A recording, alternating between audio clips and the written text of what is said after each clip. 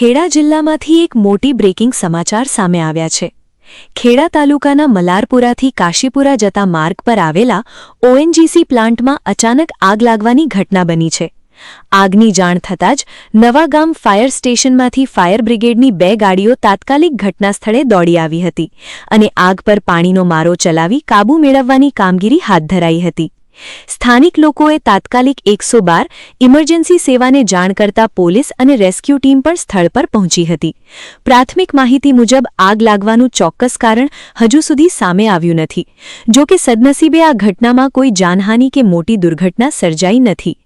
મહત્વની વાત એ છે કે જો પ્લાન્ટમાં ઊભેલા 2 ટેન્કરમાં ઓઇલ ભરેલું હોત તો આગ વધુ ભયાનક સ્વરૂપ ધારણ કરી શકતી હતી। ઉલ્લેખનીય છે કે ઓએનજીસી પ્લાન્ટની બાજુમાં જ એક કેમિકલ ફેક્ટરી આવેલી હોવાથી સમગ્ર વિસ્તારમાં થોડા સમય માટે ભયનો માહોલ સર્જાયો હતો। હાલ ફાયર વિભાગ દ્વારા પરિસ્થિતિ સંપૂર્ણપણે કાબૂમાં હોવાનું જણાવાયું છે અને વધુ તપાસ હાથ ધરવામાં આવી રહી છે।